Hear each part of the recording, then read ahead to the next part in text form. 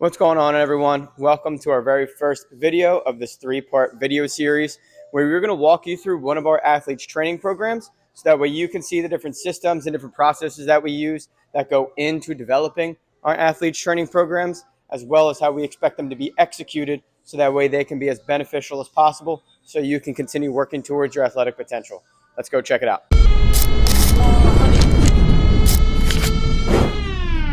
Try to get me in a room, yeah. Everybody wanna talk, why? Always coming with the tunes, They know I'ma take it far, right? Something I already knew, yeah. Never needed your applause, nah. They been saying it's a fluke, this is not a false alarm, nah. It's not. Did it and I never sold my soul. Yeah. Devil never gonna hold me close. Nah. You can put that on the Holy Ghost. All right, so today we are gonna be on week 5 of a rehab transitional phase. With one of our college athletes here, a bit of a lower body focus. So anytime that we're starting up with one of our lower body days, I really like to start off with this banded hip extension stretch, allow those hips to really open up. I always tell athletes to move side to side, rotate, go forward and back if you want. Just making sure that we're constantly having this hip go through. So that way that hip stays open. We don't want to lean forward. We want to make sure that those hips stay right underneath of our shoulders. So that way that hip continues to open up.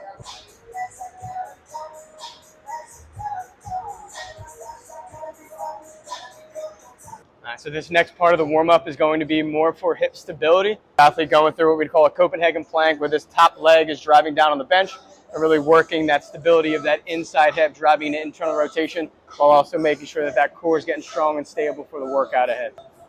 So we're using the OVR jump to test out a little reactive strength index, so that way we can make sure that our athletes are getting quickly off the ground, while also being able to express power in that short period of time. Gives ourselves the chance to monitor our athletes and make sure that they're ready for their training day ahead. Oh. All right, I guess we got to show you what that one was. It was super impressive, super quick, super explosive. Next part of the workout, we're going to get into more of our plyometric phase. So we're going to have 2 exercises, work with band-resisted pogos here, and they're going to be working with depth drops here. So that way I continue to work on contact time with my pogos, being able to develop force in a very short amount of time on my depth drops. Doing our depth drops on the same day that we're doing more accelerative or hypertrophy work, because it really allows us to focus on sticking strong positions to help prepare us for those heavier volume days.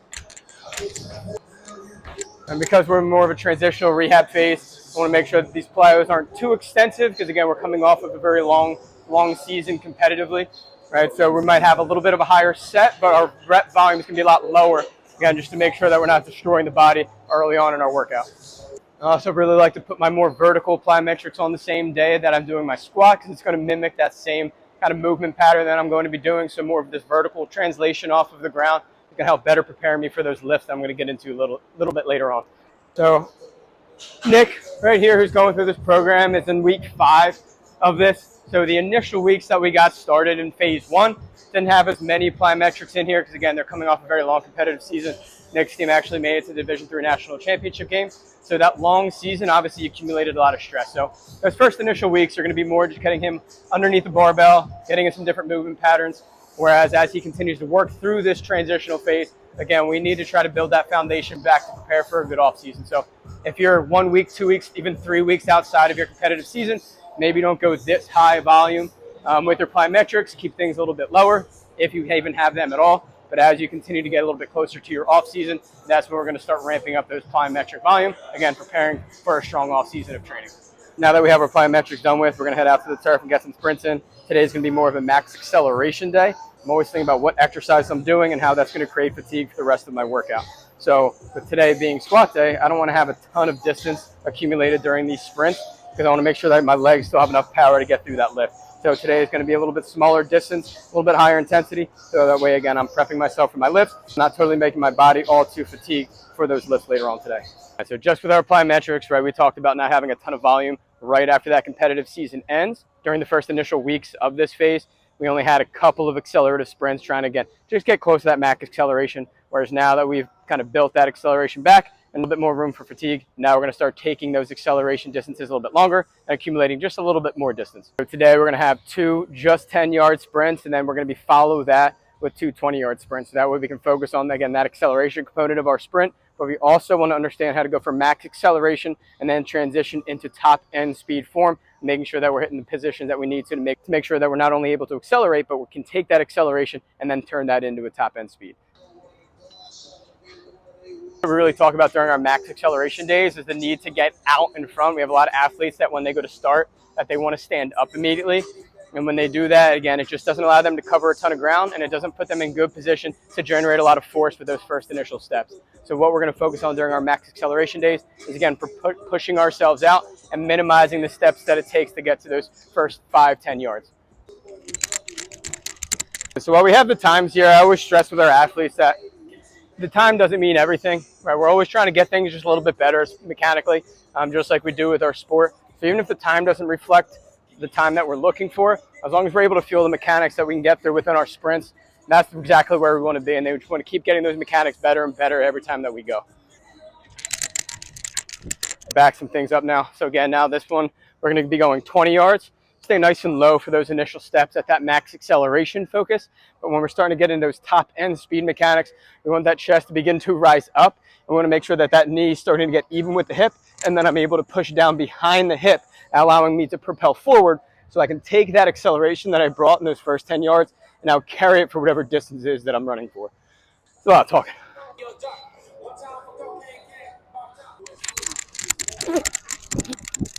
All right, so that same kid that we were just talking about, putting 365 on the bar in like 27 seconds, update. We're on the 405, and it's been 46 seconds, so a little bit longer than it took him to get up there last time, but still pretty respectable.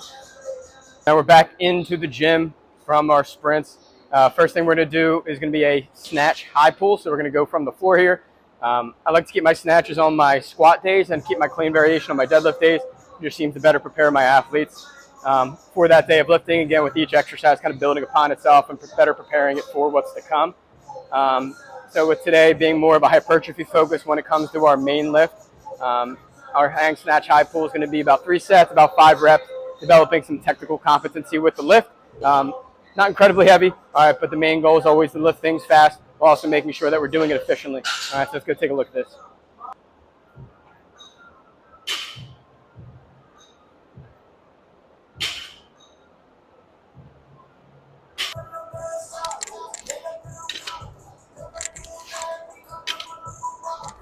So Olympic variations in training, they're not a necessity, but they're a pretty awesome tool to learn really not only how to control your body, but how to apply force in a given direction. So if you have an athlete that is an absolute monster and they can move weight well with a snatch, with a clean, chances are that's going to translate them to the field and make them an absolute animal while they're out there.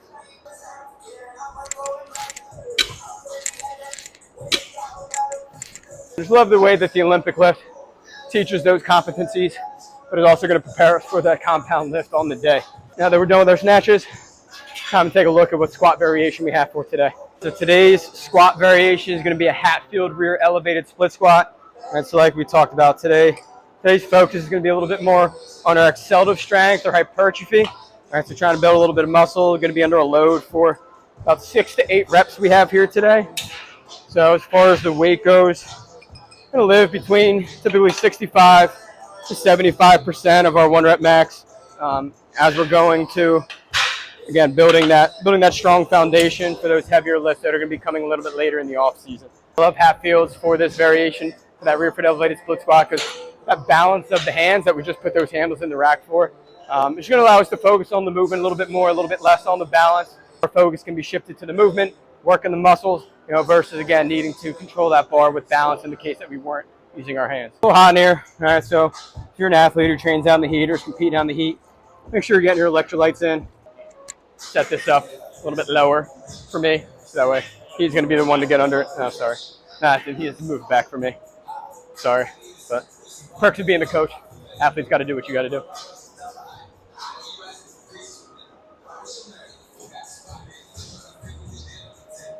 So anytime we're doing more hypertrophy work with our compound lift, I always like this as an opportunity to get a little bit more mobility work in. Since we're developing a lot of volume here, if I'm going through that range of motion a lot, I want to make sure that range of motion is quality, right? So by pairing this up with a kettlebell hip shift, and really being able to open the hips with each rep there. That's then going to continue to make these reps and these sets of this squat that much better, making that exercise even more beneficial. Rep scheme here, and it's going to be 3 sets of 6 to 8 reps, or 6 to 8 reps is going to be a little bit higher volume. Weight is going to reflect that, not necessarily lightweight for this rep scheme. All right, but it's going to give us the ability to continue to increase our weight as Nick works through this phase. So that way, as he gets towards the back end, this weight for 6 to 8 reps should be pretty challenging. So again, like I just explained, as Nick was going through this kettlebell hip shift, just an awesome way to keep those hips opening up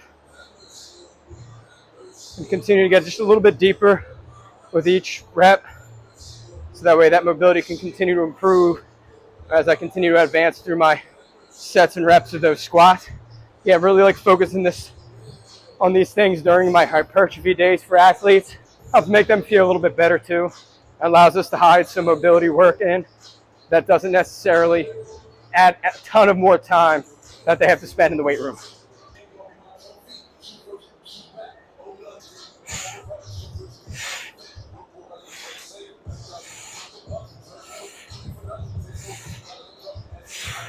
If you're an athlete who has access to a safety bar and a foot roller for single leg squats, highly recommend it. Probably one of my favorite exercises that we do with our athletes. Almost kind of merges a free weight exercise with a machine exercise, just with the stability it gives you. Again, it draws a lot of attention on the muscle and makes for really high quality movement. You just want to make sure that that first rep looks very similar to the last one. And that last one obviously might be a little bit slower, but we want that competency to be super, super strong. So that's always going to be a foundation of our program, making sure that our athletes are going to move well constantly underneath weight. We're not just simply adding weight just because we want to. Another reason why I really like single leg squats for this hypertrophy phase is to make sure that we don't have any imbalances on either leg. All right, if we do a ton of bilateral squats, it might cover up a deficiency we have on one side versus the other. Whereas if I'm doing a lot of volume, I really like unilaterals. I'm done talking. I'm out of breath. Last set. That block is done. Take a look at what accessory exercise we have today. Whew. I notice what we're doing now. We're done with this piece of equipment, so we're going to take this weight and we're going to place it back where it goes. Some of you listeners, a little bit more time and attention to putting back our piece of equipment. Patrick Rose, gosh darn it. Shout out. Never puts equipment away. Nice guy, always smiling. But Patrick, put your equipment away. Responsible thing to do here in the weight room. So as we're set up here, we got single leg landmine Romanian deadlift. And then I call this one a dynamic goblet reverse lunge. Really like supersets for athletes. I don't have a ton of time when they're in here, right? So my supersets are going to make that workout that much more efficient for them. So that way they can kind of train 2 different movement patterns at once. And again, allow them to not necessarily speed up their program, but just make it more efficient. Still, I had this idea of this hypertrophy style of workout today. We're going to be doing unilateral exercises. Now we are going to incorporate this idea of balance now. Remember, we took that away with the Hatfield squat because we were hand assisted. But now that we're getting more into the accessory work, obviously the weight's not going to be as heavy. We can allow balance to become a little bit more of a limiting factor of that movement. So that way our athletes are required to improve their balance and ultimately improve their body control. So that way that can help them perform whatever sport background they come from.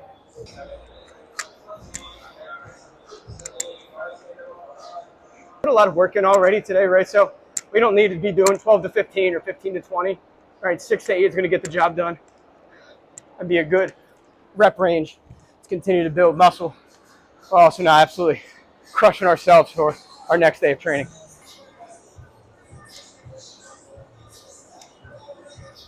Comes the rest time.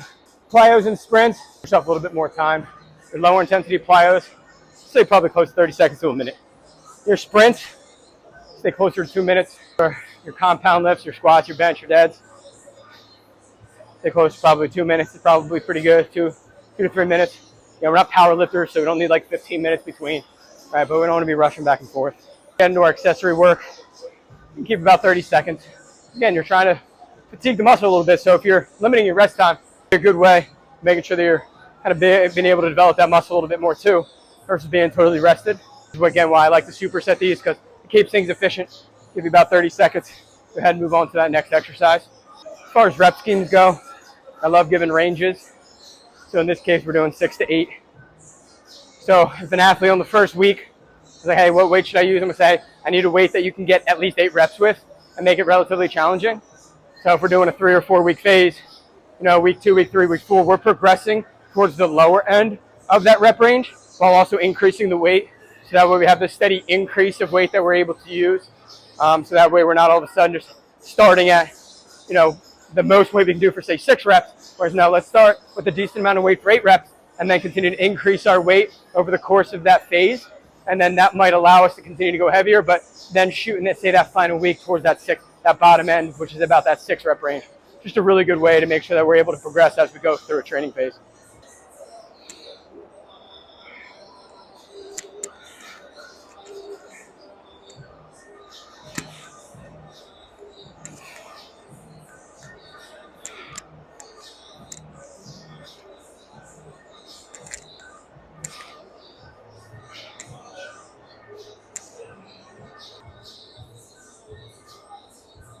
Very important right here.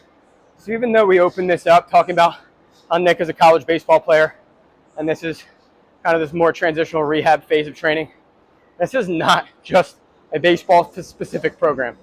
Now, there are going to be specific things I might give Nick because of the type of athlete that he is specifically to him. Absolutely. That's where that individualized coaching comes in, right? But there's this big misconception that because I am an ex-athlete or I play this sport, that I need this type of specific training program. But at the end of the day, if we do that, we're going to get lost in the weeds and we're never truly going to get better, right? So when I'm training inside the weight room, I just want to become a better athlete.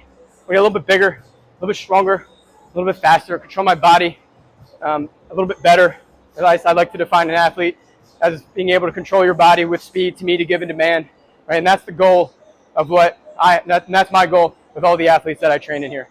It's not just a sport-specific program, but it's an athlete-specific program where I'm going to help them across all these different capacities, and then I'll make individualized tweaks here and there for them.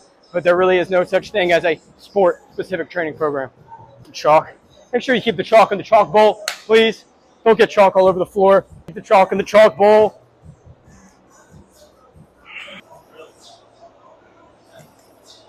Hot in here, guys. Very hot in here.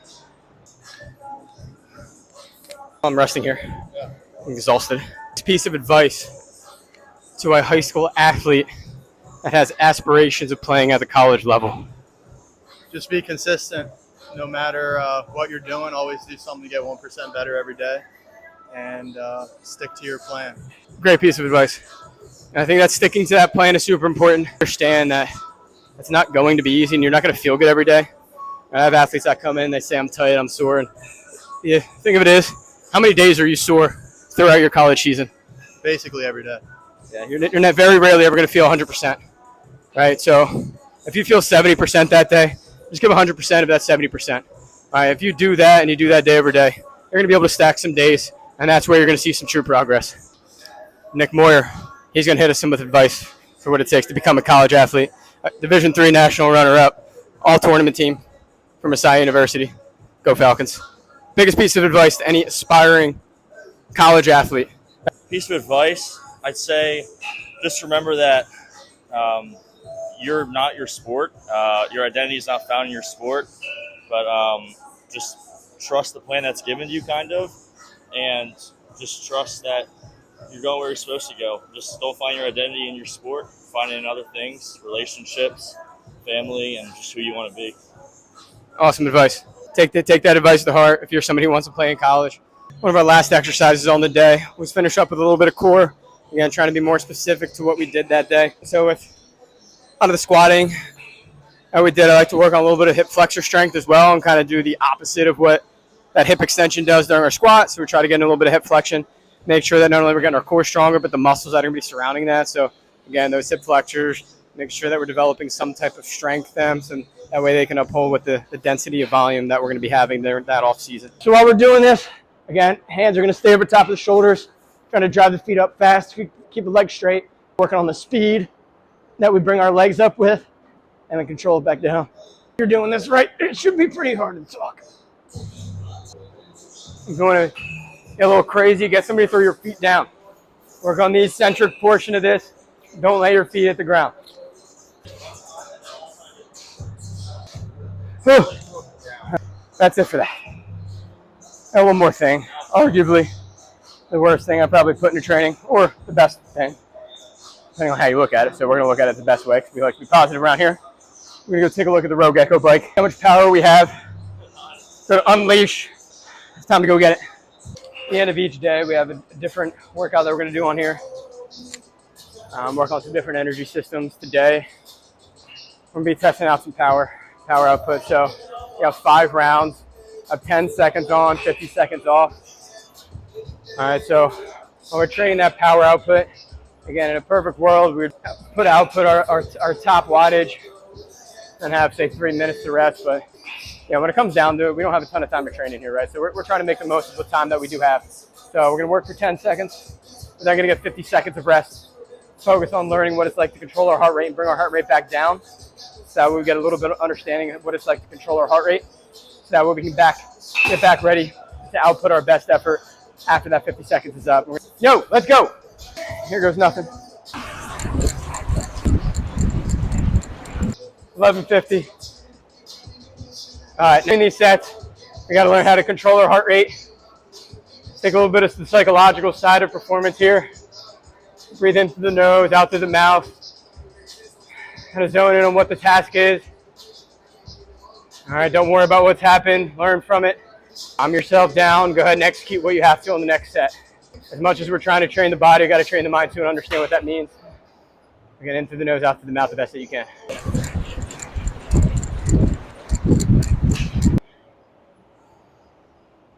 Now, we don't always want to train tired. A lot of times we want to train fast, be explosive. And there comes a time where you got to figure out how you do when you are tired. You're not always going to feel 100% like we talked about. Just got to figure out a way and get it done.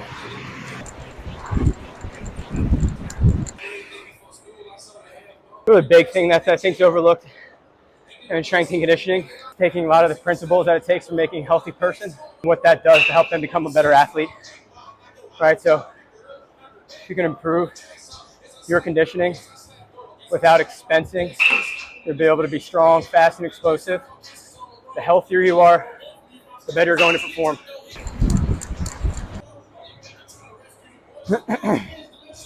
It's important for athletes to understand what it's like to push their bodies so they can get an idea what their limits are.